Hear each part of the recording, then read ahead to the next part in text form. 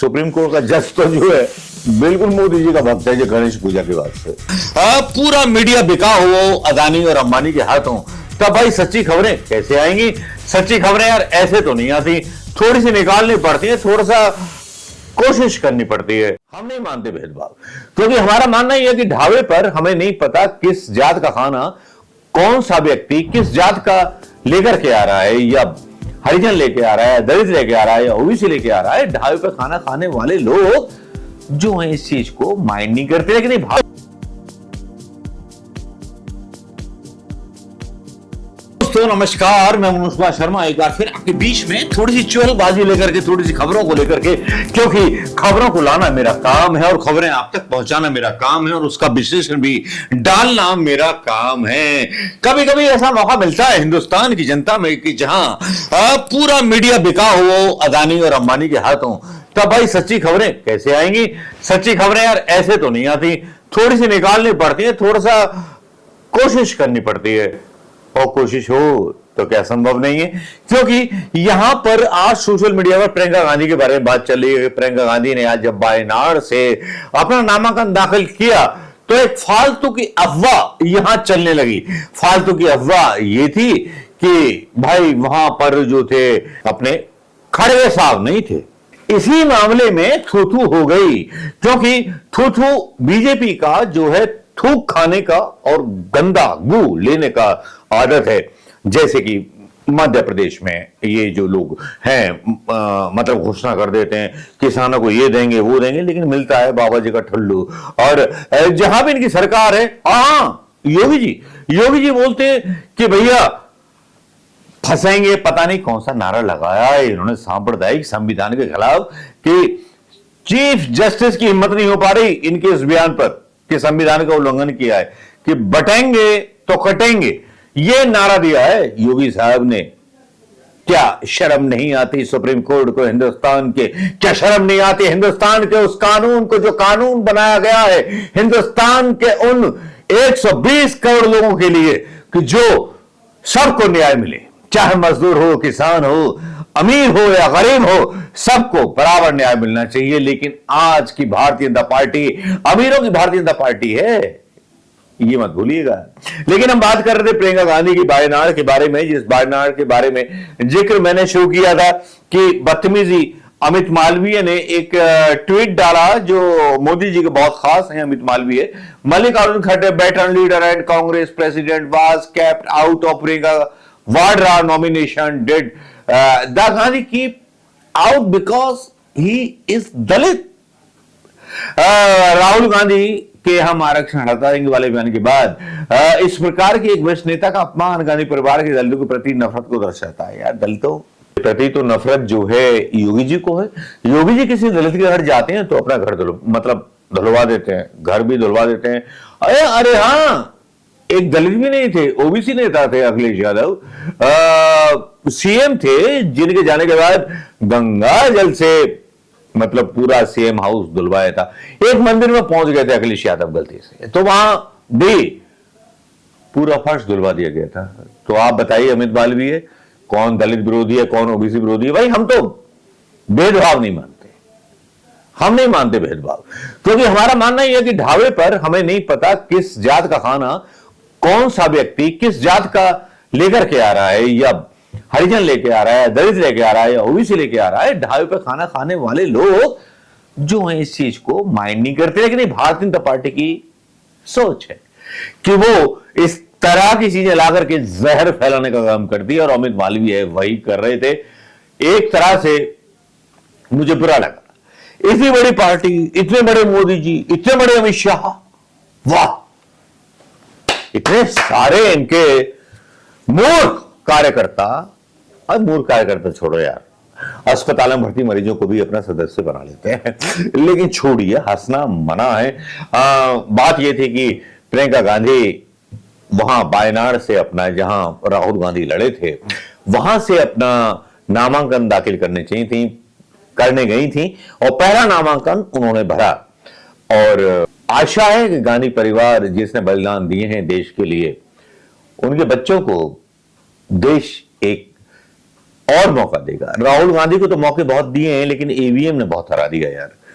EVM से मैं भी परेशान हूं, और सुप्रीम कोर्ट का जज तो जो है बिल्कुल मोदी जी का भक्त है, जो गणेश पूजा के बाद से तो कहीं से कोई आसरा नहीं है।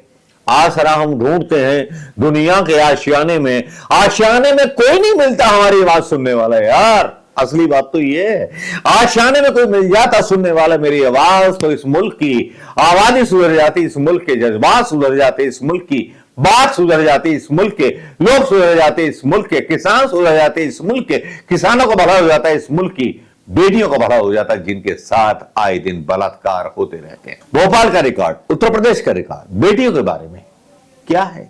आज मसला बनता है, प्रियंका गांधी ने भाईनार से पर्चा भर दिया, वहां मल्लिकार्जुन खड़गे नहीं थी। ये कोई इतनी बड़ी खबर है? खबर बड़ी जब होती है जब किसी मजलूम का घर तोड़ा जाता है। खबर बड़ी जब होती है जब योगी का बुलडोजर किसी गरीब के घर पर चलता है।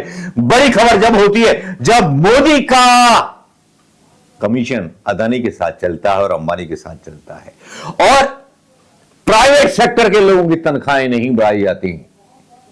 अरे 2 मर्द चुल्लू भर पानी में अमित शाह और मोदी, तुम दोनों के दोनों। आज बहस अमित मालवीय डालना है। अरे दलित नहीं था। अबे अमित मालवीय क्या तो अपनी पार्टी से सवाल कर सकता है कि आज लेबर का रेट क्या होना चाहिए? श्रम मंत्रालय में एक लेबर का रेट 25,000 रुपए मिनिमम होना चाहिए। अमेरिका से सीखो ना, अमेरिका की बराबरी करने चले और अमेरिका से पीछे हो। चीन की बराबरी करने चलो, चीन से पीछे हो। अमेरिका में एक ड्राइवर जो है घंटे के हिसाब से $100 यानी कि हिंदुस्तानी रुपीस में कन्वर्ट किया जाए तो 8,300 रुपया उसका रेट है। और हिंदुस्तान में 12 घंटे की ड्यूटी करने के बाद उसके बनते हैं 12 अट्ठे कितने हुए 96,000। लेकिन मिलता क्या है यहां एक दिन मतलब हंस पड़ेंगे आप देशवासी हो। अमेरिका से बराबरी करने चले हैं, मैंने जो बात बोली उसको कैलकुलेशन कर लीजिए, और जो ड्राइवर को मिलते हैं 25 या 20,000। ये हमारे देश की अर्थव्यवस्था का सच है, जहां पर पेट्रोल पर जीएसटी, सीएसटी और पता नहीं कितनी बीएसटी लगी हुई है। क्या किसी ने सोचा इस बारे में? क्या राहुल गांधी ने इस बारे में सवाल उठाए? क्या किसी पार्टी के अखिलेश यादव ने सवाल उठाए? क्या इस बात पर सवाल पूछा कि अमेरिका की बराबरी करने वाले हो, चीन की बराबरी करने वाले हो तो हमारे देश के आम आदमी की आमदनी कैसे बढ़ेगी? सोचा? नहीं सोचा होगा। सब चुनाव लड़ते हैं, जीत जाते हैं। एक आम आदमी अपनी जिंदगी की दौड़ में बस डबल रोटी, आटा, चून, दाल, बस इसमें व्यस्त हो जाता है। वो सवाल नहीं उठाता कि सब्जी के रेट कितने महंगे हो गए, क्योंकि उसके पास कोई ऑप्शन नहीं होता, क्योंकि एक कंपनी के प्रीमाइसिस में वो नौकरी कर रहा है। उसके पास कोई आंदोलनकारी चेहरा नहीं होता, क्योंकि वो देश की सरकार की तरफ देखता है कि मोदी जी शायद सस्ता कर दें, या राहुल गांधी आएंगे तो सस्ता कर देंगे, या राजीव गांधी थे तो तब सस्ता कर दिया। बाजार और कालाबाजारी चलती रहती है हमारे हिंदुस्तान में। कब हम निकलेंगे इस कालाबाजारी से दोस्तों? जहां पर chief justice of India Ram मंदिर पर अपनी सफाई देते हुए नजर आते हैं। यह वीडियो मैं कल डालूंगा सुबह दोस्तों, क्योंकि कितनी मजबूरियां हमारे चीफ जस्टिस ऑफ इंडिया की रही। सीजीआई सुप्रीम कोर्ट के चीफ जस्टिस, अरे उन्होंने तो मतलब पूरा का पूरा अपनी इज्जत खराब कर ली। कल डालेंगे सुबह 9 बजे उस वीडियो को।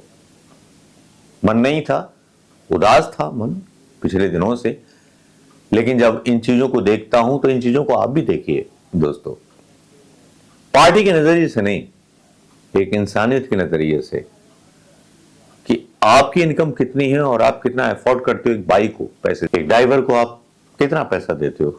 आप अपनी इनकम के हिसाब से तो पैसा दोगे ना। इस सरकार में सबसे ज्यादा हानि हुई है मिडिल क्लास की, और मिडिल क्लास में कुछ ड्राइवर्स भी आते हैं, लेबर कॉस्ट के लोग भी आते हैं, सारे वो लोग आते हैं जो काफी कंपनियों में काम करते रहते हैं, जिनको एक ठेकेदार केवल रख लेता है मजदूर के तौर पर 6,000 10,000 रुपए महीना पर, जिसको कीमत मिलनी चाहिए 25,000 रुपए। लेकिन इस नाइंसाफी के खिलाफ बोलने के लिए कौन खड़ा होगा, क्योंकि सारी पार्टियां मोटा चंदा लेकर के शांत हो जाती हैं। इन गरीबों के लिए कोई, या मजदूरों के लिए कोई, या उन एम्प्लॉइज जो मिडिल क्लास के हैं, उनके लिए भी कोई कानून नहीं बनता। 2014 में प्रधानमंत्री मोदी आए थे, जब से अब तक, माफ कीजिएगा मोदी जी और शाह साहब, आपके बेटे ने तरक्की कर ली, मोदी साहब आपके मालिक अदानी ने बहुत तरक्की कर ली, लेकिन कर्मचारियों ने कोई तरक्की नहीं की। उनकी तनख्वाह में रत्ती भर भी बढ़ावा नहीं हुआ है। नमस्कार, जय हिंद दोस्तों। कैसा लगा ये वीडियो बताइएगा जरूर, आशीर्वाद चाहिए।